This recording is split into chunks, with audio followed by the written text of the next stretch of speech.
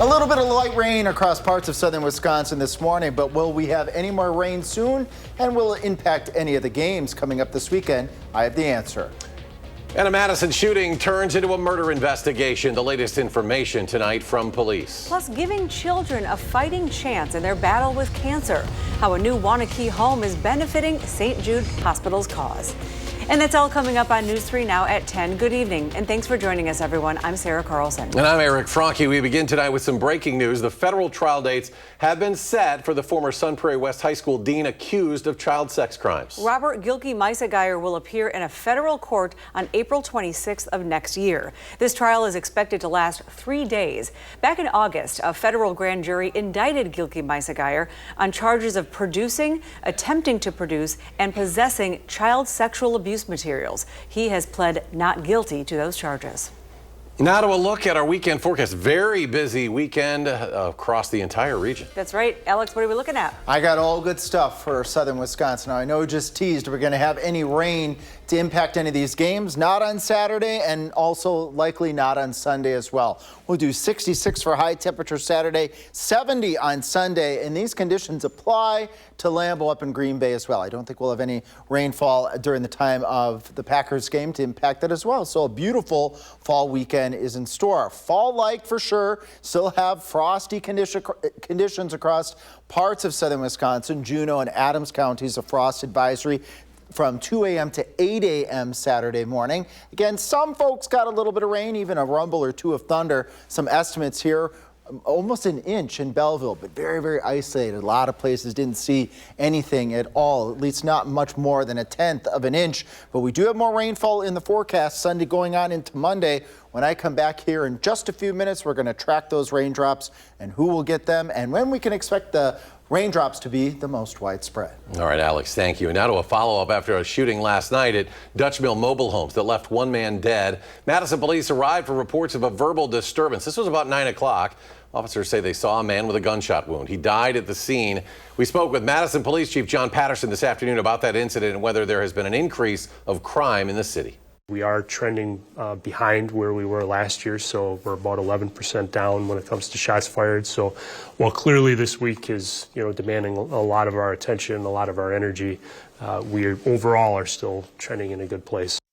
Anyone with information or camera footage of this incident is being asked to call Madison Police or Madison Area Crime Stoppers if they'd like to remain anonymous. And the woman accused of attacking a Madison Metro driver, causing the bus to crash into a local restaurant, has now been sentenced. On August 13th, Raven Johnson pleaded guilty to second-degree recklessly endangering safety and attempted battery to a public transit operator. And today, she was sentenced 3 years in prison. She's also banned from any Madison Metro property. That includes buses. In February, Johnson attacked a bus driver, causing him to lose control and crash into the Asian House restaurant. The Madison Housing Coalition is partnering now with AARP Wisconsin.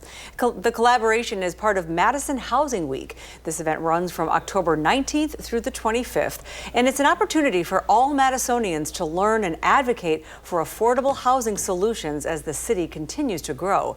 AARP Wisconsin says it's focused on more housing choices. We know that a large majority of the population in Wisconsin and in Madison are 1- and 2-person households living in 3- and 4-bedroom homes that just don't need that much space. And it's particularly as you grow older, you just need a much smaller space to take care of and maintain. AARP supports zoning changes and ordinance that allow for more affordable housing options, including the ability for people to build granny flats on their property. Those are structures where aging loved ones can live instead of being pushed into nursing homes. Imagine every penny you spend on a new house could help children battling cancer. Well, it can happen thanks to local builder Victory Homes and First Weber. St. Jude Hospital and Research Center will get every penny of the proceeds from this home in Waunakee. And today we got an exclusive look at this gorgeous property on Wind Drive in Waunakee. Pressure's a privilege, right? Like there's a lot of pressure when you're doing something for these little kids. And we wanted to make sure that we were doing it right. So, but it's been great, very rewarding. So while the house isn't part of the Parade of Homes, realtors will be hosting showings during the Fall Parade of Homes, which is all this weekend and next. The house is 4 bedrooms, 3.5 baths with a gym and wet bar in the basement. It's on sale right now for $1.4 million. You can head to channel3000.com for a more complete video tour of the home. News 3 Now, a proud sponsor of this project. We'll be sure to keep you posted when the home sells as well. Coming up next at 10, Alex tells us about the nice weekend weather ahead. And Israeli forces are leaving parts of Gaza now as President Trump plans to visit the region this weekend. Stay with us.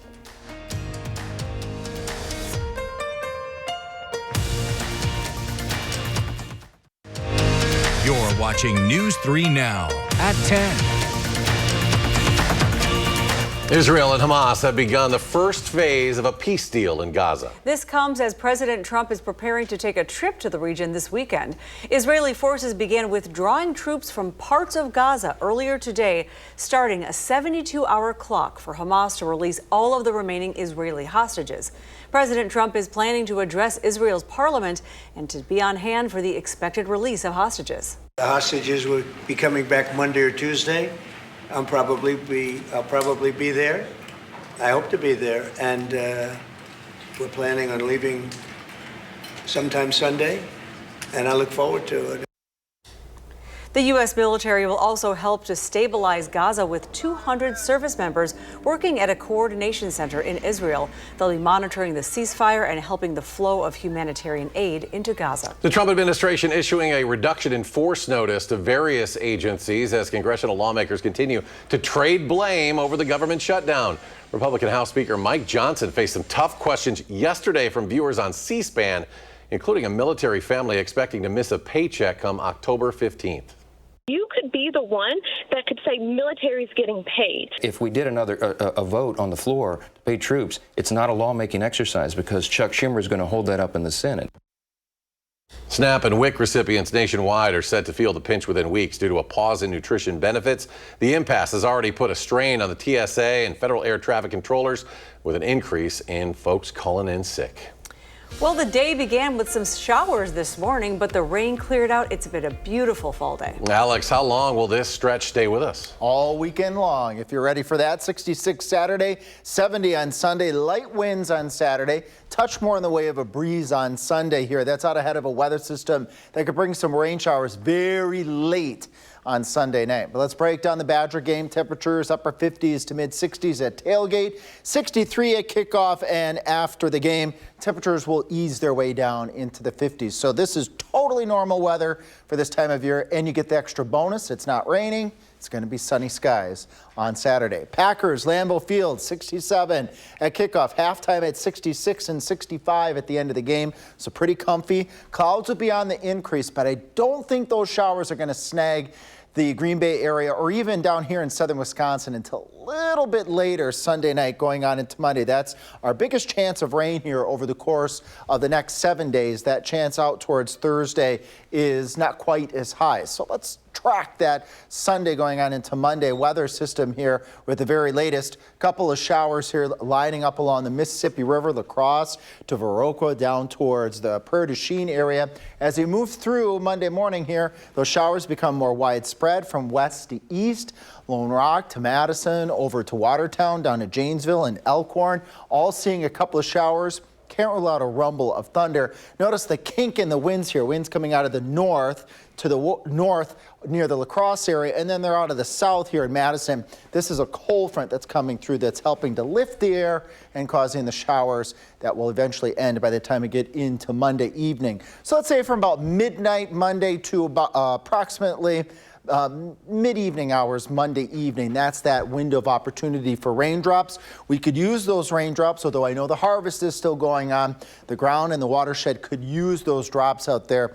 Abnormally dry conditions across much of southern Wisconsin. Our friends, I've mentioned this the past few days, Monroe over towards Footville and Janesville, experiencing moderate drought conditions. This is kind of a repeat of what we saw last year. Hopefully we can get this weather pattern to shift, but it isn't going to shift anytime soon with appreciable amounts of water, at least not over the course of the next 7 to 10 days. 30s to near 40 for low temperatures tonight. Just cool enough for the possibility of having that frosty conditions just north up towards Juneau and Adams counties and areas down here towards Madison. I don't think we're going to have frost for tonight. We'll do 60s to near 70 on Saturday, sunny skies. These are a few degrees above normal, and the nice weather. Again, it's going to stick around here all the way through the 10-day forecast, at least temperature-wise. And the rain chances Monday, and we're watching a weather system later in the 10-day forecast. That one could have a little bit more water for southern Wisconsin. And again, we certainly could use it, but enjoy the nice weather this upcoming weekend. All right, sounds great. Well, move over, groundhogs. It's time for a very hairy caterpillar to help us make a prediction about the winter. No offense, Alex. The banded woolly bear caterpillar is black on the ends and then reddish brown in the middle. According to legend, wider bands means a milder winter and more black segments means a more severe winter. So just like the groundhog seeing its shadow and retreating back into its den, science does not back up the myth. No shocker. Speaking of, is your pet ready for the winter? There's Loki. Oh, there is Loki. Next Wednesday at 6:30 p.m., you will get to meet Alex Harrington's dog, Loki. He's so sweet. Find out how less snow could be impacting his allergies right now, only on WISC TV. When we have these warmer winters, we do see pets with allergies that are maybe itchy longer, maybe that have more like skin infections and ear infections. So you can catch this First Warn Weather Team next Wednesday, 6:30 p.m. here on Channel 3 with smart tips to keep your pets winter ready and more.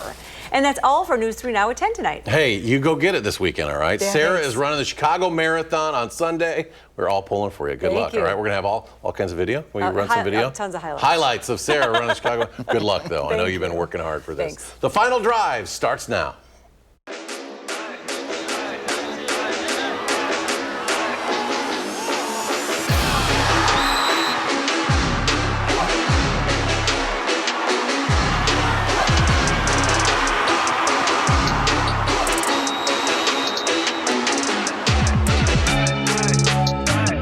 Welcome into week 8 of the high school football season. I'm Andrew Banstra, and this is the final drive. This time of the year is where you get the games that have been building up all season long, and this is one of them. Undefeated Edgewood putting their best season in a long time to the test against Mount Horeb, who has not lost since week 1. Throw in the fact that the winner gets at least a share of the Badger Small title, and you've got a surefire game of the week on your hands. We pick things up in the second half, tied at a baker's dozen apiece, and Edgewood, who's having their best season in a decade, pulled away. Their QB, Gannon Bagstead, how good has this kid been? That good. Takes it to the house himself, putting his Crusaders up by a touchdown, but he can do it through the air too. Bagstead rears back on the run and lets it rip, unleashing one for his man Ben Morey. Get this, Morey transferred from MHB to Edgewood, and this here was his third touchdown catch of the evening.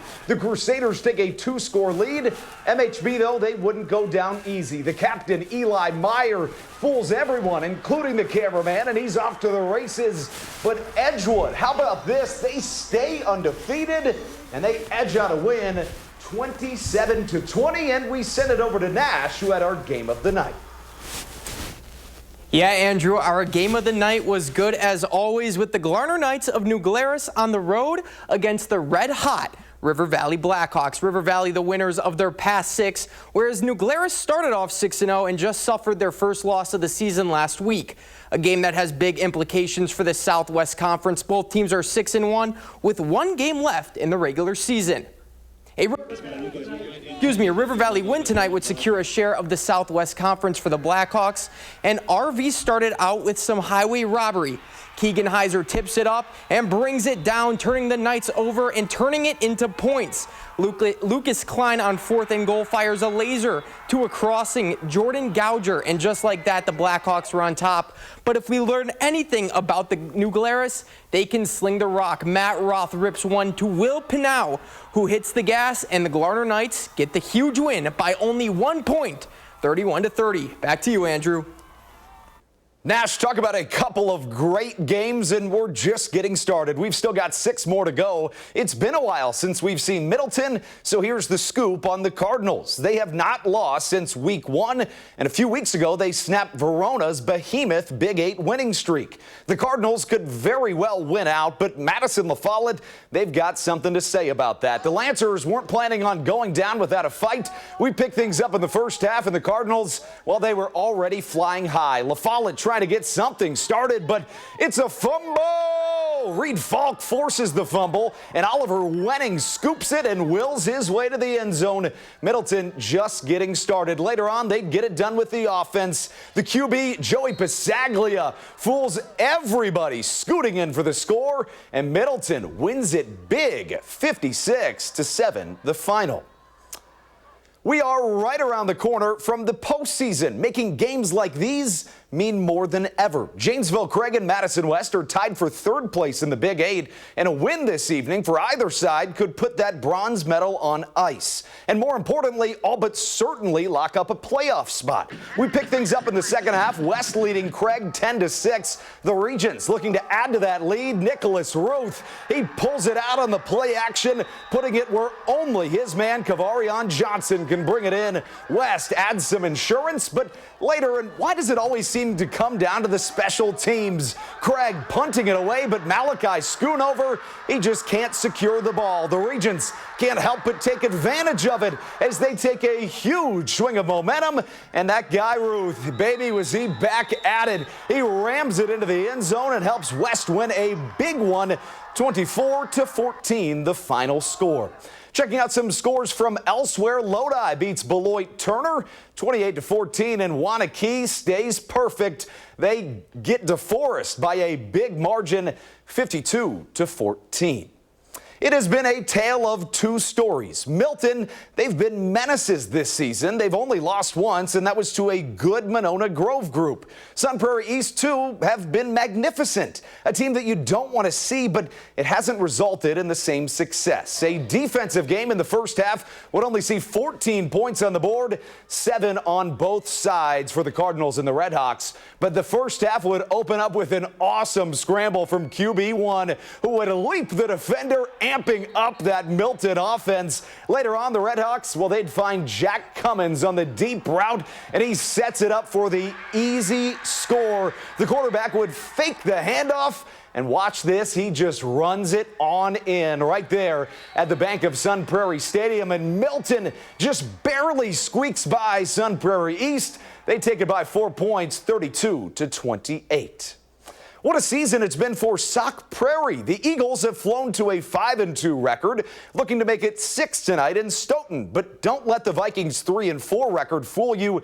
They know how to move the chains. But this game, it was all about defense. Stoughton getting stingy on the opposite side of the ball. How about this? This one of 5 turnovers in the first half. Matthew Boubon with these sticky fingers. But eventually, something had to give, and it gave in the way of Sauk Prairie. The Eagles keep on flying high thanks to Wyatt Gibbs. Look at number 3 move. He moves his squad to their 6th win of the season as Sauk Prairie takes it 24-0.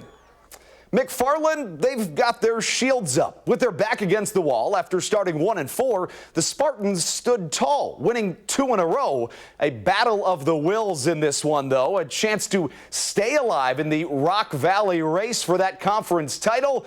Going against Jefferson, whose 4-3 record puts them on the brink of a berth in the postseason under the lights and the moon. And Bentley Wagner, Jefferson's running back, he's going 100 down the highway. He could go all the way, and he does, but McFarland, they've got a ground game too. Jaden Bloodsaw knifing through the Eagle defense to respond with a score of his own. But back to that Jefferson ground game, let me tell you, they've got a couple of high-speed vehicles in the garage. This time they hand off to Connor Watucky, and let me tell you, he finds his way to the end zone. They score, and Jefferson keeps on winning. They take it 47-35. It looked like it was going to be a rare down year for a Marshall program whose pedigree speaks for itself. But then they rattled off 3 straight wins, headlined by a stunner over Cambridge. But to keep up their steam, they'd have to put down the Pumas of Poynette. And let me tell you, you don't want to mess with Poynette. The Pumas are 5-2 for a reason. Both teams looking to stay afloat in the Eastern Suburban Conference. The Pumas off to a quick start on the road with that QB, Mason Frymuth. He finds his man Johnny Berg down the seam, and he breaks his way into the end zone. They convert on the first drive of the game. Marshall, though, they look to get the ball going early, but it results in an interception. Vance Hathaway takes it away. What a play by the senior linebacker. The Cardinals would, however, though, get the ball back without giving up any more points. Then watch this. Marshall would dive to the last page of that playbook. For this one, the wide receiver, Abukar Sanghor, finding the wide open man, Logan Nade, to get on the board. How about that for a trick play? But it wouldn't result in a win as Poynette gets another big old W, 47-20, the final score. And we will be right back with plenty more sports, headlined by a top 20 matchup for Wisconsin volleyball. Next on News 3 Now.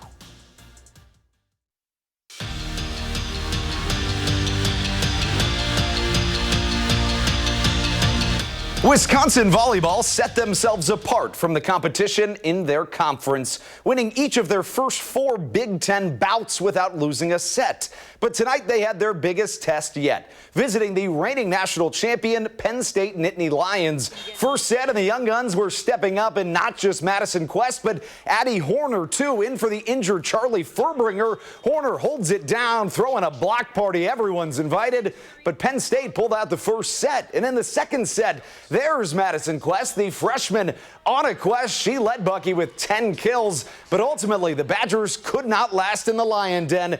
Penn State wins it in a sweeping fashion, sweeping the Badgers for the first time in 10 years. Well, what a series it's been in the NLDS. The Brewers take the first 2. The Cubs respond with games 3 and 4, but Pat Murphy still likes his guys' chances.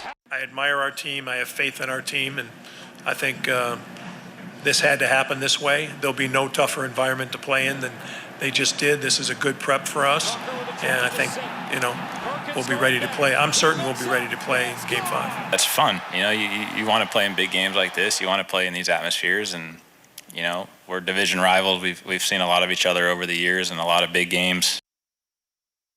I don't need to remind you what happened last year when Wisconsin went to Iowa. They went into Kinnick and got kicked around. The Hawks hung 42 points on Bucky, and Luke Fickell says that's why he thinks his guys will be ready for Saturday. In the situation of coming off of obviously 2 losses, to go into a rivalry game, to have a better chance to put those things behind you and understand this is something you've been talking about since last year. That's why I'm not worried about, okay, where are their minds? Are they still going to be lingering around about what happened on Saturday? Everybody understands, especially after, the way it went last year. And we'll be right back.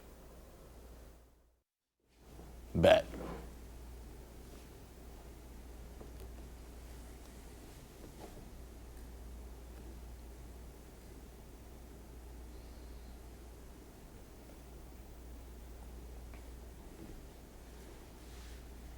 Thanks for watching News 3 Now at 10. Have a good night. Thanks for watching News 3 Now at 10. Have a good night.